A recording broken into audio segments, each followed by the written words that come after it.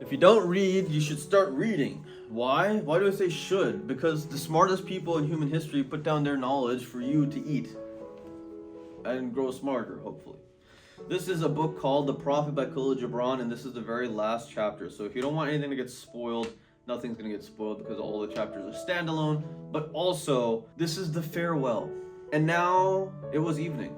And Almitra, which is his lover, the seeress said, "Blessed be this day and this place and your spirit that has spoken." She's talking to the prophet Al-Mustafa, who is leaving on his voyage. And he answered, "Was it I who spoke? Was I not also a listener?" Then he descended the steps of the temple, and all the people followed him and reached his ship and stood upon his deck. And facing the people again, he raised his voice and said, "People of Orphalese, the wind bids me leave you. Less hasty am I than the wind, yet I must go. We wanderers, ever seeking the lonelier way, begin no day where we had ended another day, and no sunrise finds us where sunset left us.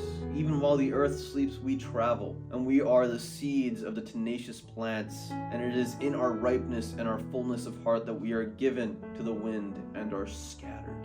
Brief were my days among you, and briefer still the words I have spoken. But should my voice fade in your ears, and my love vanish in your memory, then I will come again, and with a richer heart and lips more yielding to the Spirit will I speak. Yeah, I shall return with the tide. And though death may hide me, and the greater silence enfold me, yet again will I seek your understanding, and not in vain will I seek it. If aught I have said is truth, the truth shall reveal itself in a clearer voice, and the words more kin to your thoughts." Very humble. "I go with the wind, people of Orphalese, but now down into emptiness. And if this day is not a fulfillment of your needs and my love, then let it be a promise till another day. Man's needs change, but not his love, nor his desire that his love should satisfy his needs. Know therefore that from the greater silence I shall return. The mist that drifts away at dawn, leaving but dew in the fields, shall rise and gather into the clouds and fall down in rain. And not unlike the mist have I been. In the stillness of the night I have walked in your streets, and my spirit has entered your houses, and your heartbeats were in my heart, and your breath upon my face, and I knew you all. I knew your joy and your pain, and in your sleep your dreams were my dreams. And often I was among you, a lake among the mountains. I mirrored the summits in you and the bending slopes, and even the passing flocks of your thoughts and your desires. And to my silence came the laughter of your children and streams, and the longing of your youths and rivers. And when they reached my depths, the streams and the rivers ceased not yet to sing. But sweeter still is the laughter, and greater than longing come to me. It was the boundless in you, the vast man in whom you are all but cells and sinew. He in whose chant all your singing is but a soundless throbbing. It is in the vast man that you are vast, and in beholding him that I beheld you and loved you. For what distances can love reach that are not in the vast sphere? What visions, what expectations, and what presumptions can outsoar that flight? Like a giant oak tree covered with apple blossoms, in the vast is the vast man in you. His might binds you to the earth, his fragrance lifts you from the space, and his durability, you are deathless. You have been told that even like a chain, you are as weak as your weakest link. This is but half the truth. You are also as strong as your strongest link. To measure you by the smallest deed is to reckon the power of the ocean by the fragility of its foam. To judge you by your failures is to cast blame upon the seasons for their inconsistency. Aye, you are like an ocean, and though heavy-grounded ships wait in the tide upon your shores, yet even like an ocean you cannot hasten your tides. And like the seasons you are also, though in your winter you deny your spring, yet spring responds within you, smiles in her drowsiness, and is not offended. Think not I say these things in order that you may say this the one to the other. He praised us well, he saw but the good in us. I only speak to you in words of that which you yourselves know in your thoughts. And what is word knowledge but a shadow of wordless knowledge? Your thoughts and my words are waves from a sealed memory that keeps records of yesterday and of the ancient days when the earth knew not us nor herself, and for nights when earth was upwrought with confusion. Wise men have come to you to give you of their wisdom. I came to take of your wisdom. And behold, I have found that which is greater than wisdom. It is a flame spirit in you, ever gathering more of itself, while you, heedless of its expansion, bewail the withering of your days. It is life in quest of life, in bodies that fear the grave. There are no graves here.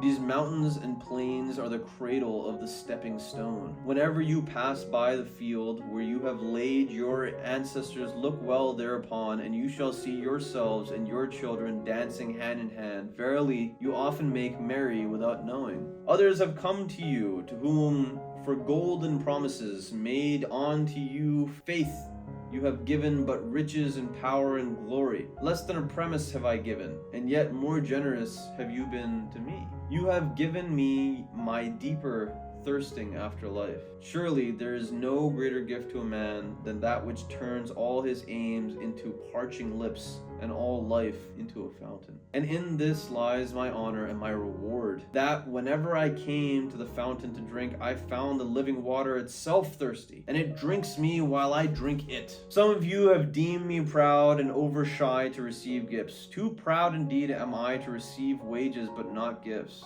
And though I have eaten berries among the hills, when you would have me sit at your board, and slept in the portico of the temple, when you would have gladly sheltered me. Yet it is not your loving mindfulness of my days and my nights that made food to my mouth sweet and girdled my sleep with visions. For this I bless you most. You give me much and know not that you give it all. Verily, the kindness that gazes upon itself in the mirror turns to stone, and a good deed that calls itself by tender names becomes the parent to a curse. And some of you have called me aloof and drunk with my own aloneness, and you have said, he holds counsel with the trees of the forest, but not with men. He sits alone on hilltops and looks down upon our city. True it is that I have climbed the hills and walked in remote places. How could I have seen you save for the great height or a great distance? How can one indeed near unless he be far? And others among you called unto me, not in words, they said, stranger, stranger, lover of unreachable heights, why dwell you among the summits where eagles build their nests? Why seek you the unattainable? What storms would you trap in your net? And what vaporous birds do you hunt in the sky? Come and be one with us. Descend and appease your hunger with our bread, and quench your thirst with our wine. In the solitude of their souls they said these things, but were their solitude deeper, they would have known that I sought but the secret of your joy and your pain, and I hunted only your larger selves that walked the sky. But the hunter was also the hunted, for many of my arrows left my bow only to seek my own heart, and the flyer was also the creeper. For when my wings were spread in the sun, their shadow upon the earth was a turtle, and I, the believer, was also the doubter. For often have I put my fingers in my own wound, that I might have the greater belief in you and the greater knowledge of you. And it is with this belief and this knowledge that I say, you are not enclosed within your bodies, nor confined to your houses or fields. That which is you dwells above the mountains and roves with the wind. And it is not a thing that crawls into the sun for warmth or digs holes in the darkness for safety, but a thing free, a spirit that envelopes the earth and moves it in the ether. If these be vague words, then seek not to clear them. Vague and nebulous is the beginning of all things, but not their end.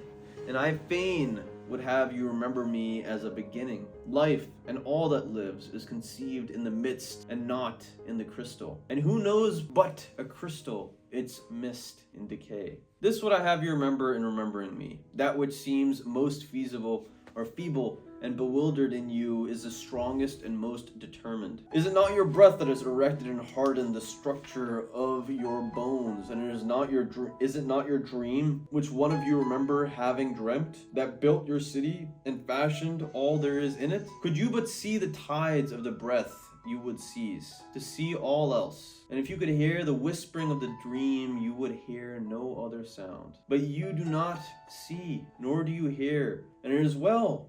The veil that clouds your eyes shall be lifted by the hands that wove it. And the clay that fills your ears shall be pierced by the fingers that kneaded it. And you shall see and you shall hear. Yet you shall not deplore having known blindness, nor regret having been deaf. For in the day you shall know the hidden purpose of all things, and you shall bless darkness as you would bless light. After saying these things, he looked about him, and he saw the pilot of the ship standing by the helm, gazing now at the full sail, and now at the distance. And he said, Patient, over patient is the captain of my ship. The wind blows, and restless are the sails. Even the rudder begs direction. Yet quietly my captain awaits my silence. And these are my mariners, who have heard the choir of the great sea, and they too have heard me patiently. Now they shall no longer wait. I am ready. The stream has reached the sea, and once more the great mother holds her son against her breast. Fare you well, people of Orphalese. This day has ended. It is closing upon us, even as the water lily upon its own tomorrow. What has given us here we shall keep. And if it suffices not, then again must we come together, and together stretch our hands unto the giver. Forget not that I shall come back to you. A little while, and my longing shall gather dust and foam for another body. A little while, a moment of rest upon the wind, and another woman shall bear me. Farewell to you and the youth I have spent with you. It was but yesterday we met in a dream. You have sung to me in your aloneness, and I of your longing, and have built a tower in the sky. But now our sleep has fled, and our dream is over, and it is no longer dawn. The noontide is upon us, and our half-waking has turned to full day, and we must part. If in the twilight of memory should meet once more, we shall speak again together, and you shall sing to me a deeper song. And if our hands should meet in another dream, we shall build another tower in the sky.